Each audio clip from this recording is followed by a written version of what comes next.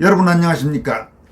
최근 석간종합지인 문화일보에는 중앙선관위의 부정선거 의혹 묵인하는 윤 대통령, 이 나라 국가원수 맞습니까? 라는 다소 도발적인 제목의 의견 광고가 실려 눈길을 끌었습니다.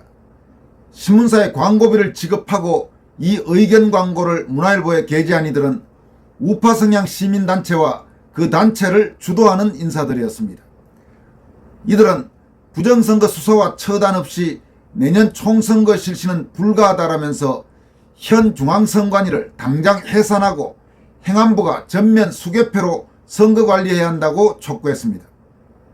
이 의견 광고의 맨 아랫부분에 게재된 단체 및 인사들의 명단을 신문에 실린 순서대로 살펴보면 국회개혁국민운동본부 노재동, 자유대한국민모임, 자유교양재단 서옥식, 4.15 부정선거 국민투쟁본부 민경욱, 윤봉길 의사 숙모회 윤용, 부정선거 척결 국민연합 김길도, 나라사랑동지회 손광기, 헌법수호 국민운동본부 김피터, 국민포럼 정병윤, 미래를 여는 청년변호사 모임 박주현, 천주교인 모임 이계성, 그리고 고문단 의장 노재봉 전 국무총리 등의 명단이 눈에 띕니다.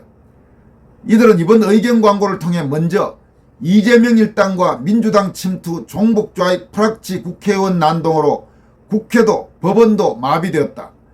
이 나라는 사실상 종북좌익 간첩단 반국가 세력에 의한 헌정중단 쿠데타 상태라고 주장했습니다. 이어서 범죄자 이재명 구속을 공공연히 방해하는 좌익 판사들을 보라.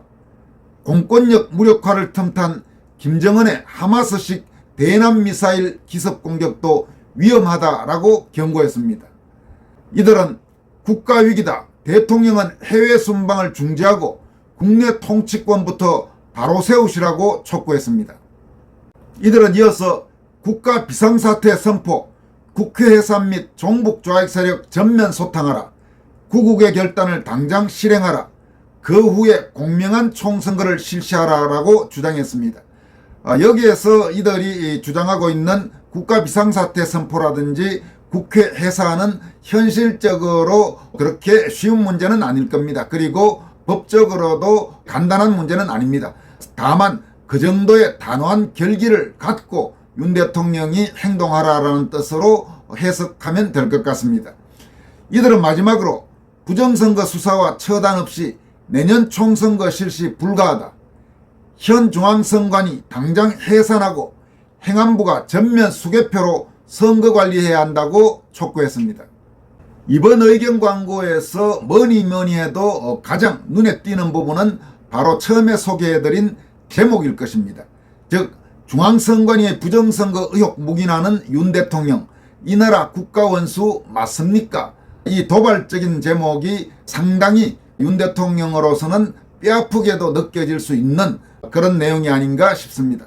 실제로 최근 4.15 총선 선거 부정 의혹 진상규명을 촉구하는 상당수 애국시민들 사이에서는 윤석열 대통령의 미지근한 태도, 4.15 총선 선거 부정 의혹에 대해서 어떤 언급도 하지 않고 어떤 행동도 하지 않는 그런 모습에 대해서 회의감을 느끼는 국민이 점차 늘어나고 있다는 점을 윤석열 대통령이나 한동훈 법무장관 등은 명심할 필요가 있어 보입니다.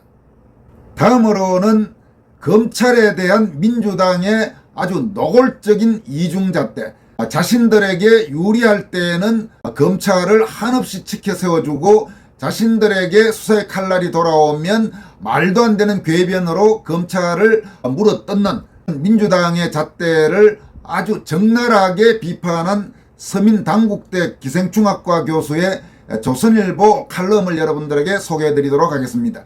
이번 서민 교수의 글은 상당히 긴 내용입니다만은 내용이 재미도 있고 또 아주 예리한 부분이 많습니다. 제목은 검찰에 대한 민주당의 잣대는 왜 그때그때 다른가, 이런 제목입니다. 서민 교수는 다음과 같이 민주당의 행태를 지적합니다. 근데 국감장이 이정섭 차장의 인사청문회는 아니지 않습니까? 지난 23일 법사위 국감에서 이원석 검찰총장이 민주당 김의겸 의원에게 한 답변이다.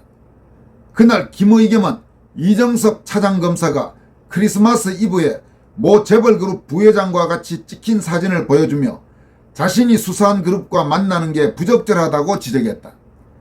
하지만 이정섭은 해당 재벌을 수사한 적이 없었고 코로나 때 폐쇄된 스키장을 이정섭 가족이 전세 냈다는 김의겸의 주장도 사실이 아니었다. 평소 같으면 김의겸이 김의겸 했다고 넘어갈 수 있지만 문제는 그 자리가 국감장이라는 점이다.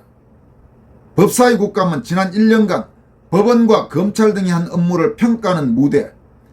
그런데 일개 차장검사, 심지어 그 자리에 있지도 않은 사람에 대한 의혹을 사실 확인도 안 한 채 유포하는 건 이상하지 않은가? 비리를 제보받았다면 국감장에서 떠들 게 아니라 해당 검사를 공수처에 고발하면 될 터. 하지만 김의겸은 지난주 국감 때도 위장 전입 등을 빌미로 이정섭을 도마 위에 올리더니 닷새 뒤 비슷한 짓을 반복한 것이다.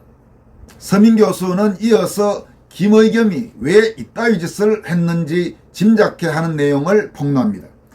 그가 왜 이러는지는 쉽게 짐작할 수 있다. 이재명 대표의 아킬레스건인 쌍방울 대북 송금 의혹을 수사하는 곳은 수원지검.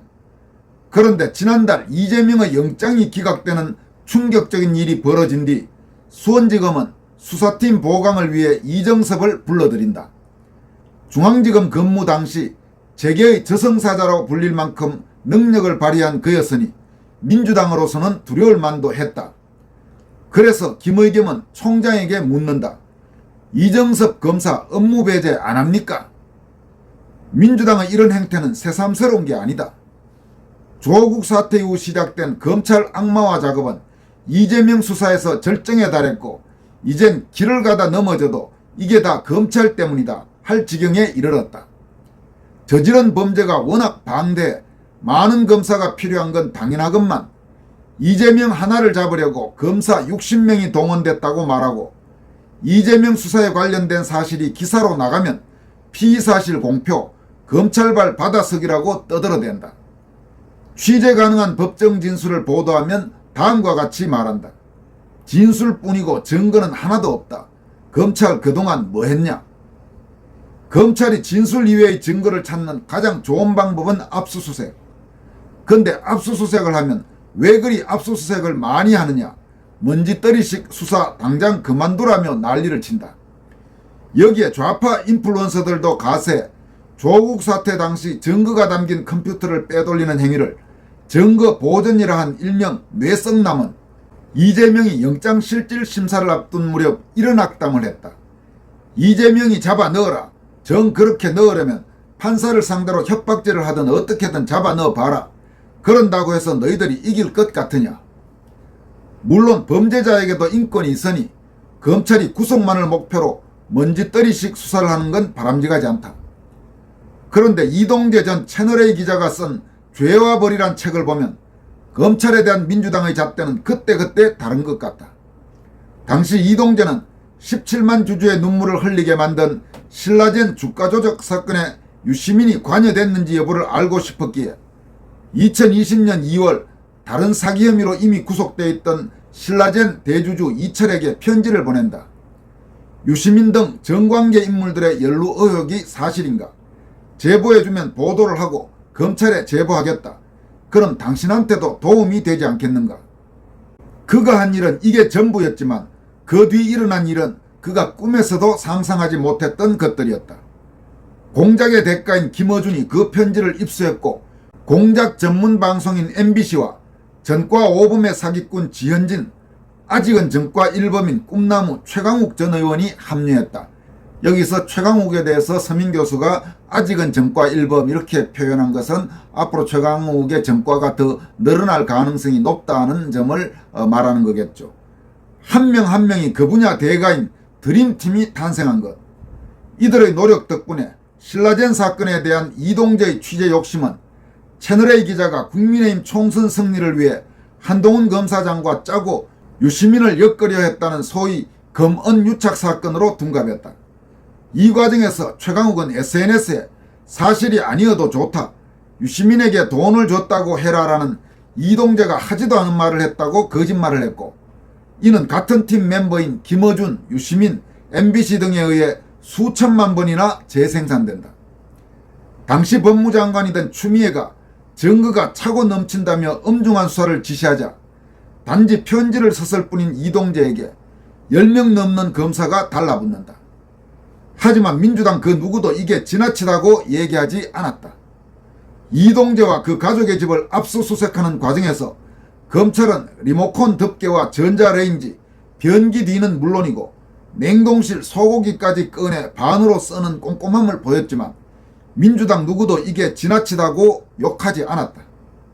MBC 등 좌파 언론들은 피의사실 공표를 원 없이 했지만 민주당에서 이를 문제 삼은 이는 단 한 명도 없었다. 심지어 신성식 검사는 한동훈과 이동재가 총선을 염두에 두고 보도 시점을 조율했다는 가짜 정보를 KBS에 줬고, KBS는 이 치명적 오보를 기사화했지만 민주당 누구도 이를 검찰발 받아쓰기라고 비판하지 않았다. 코미디 같은 일들은 그 후에도 벌어졌다. 범죄 소명도 안 됐고 도주 우려도 없으며 휴대폰도 다 제출한 이동재에게 검찰이 구속영장을 청구한 것이다. 감방에 있는 이철의 행복추구권을 침해했다는 게 그 이유. 영장판사도 어이가 없었는지 실질심사 당시 이렇게 물었단다. 압수수색도 다 했고 그런데 왜 구속하려고 하는 거죠? 하지만 이 말을 했던 판사는 대체 무슨 심경의 변화를 일으켰는지 언론과 검찰의 신뢰회복을 위해 구속수사가 불가피하다는 해괴한 이유를 대며 영장을 발부한다. 그 바람에 편지 쓴 게 전부인 이동재는 202일간 구속되는 신세가 되는데 건국 이래 강요 미수로 구속된 이는 이동재가 처음이었단다. 여러분, 그러니까 문재인 정권 때 이랬습니다.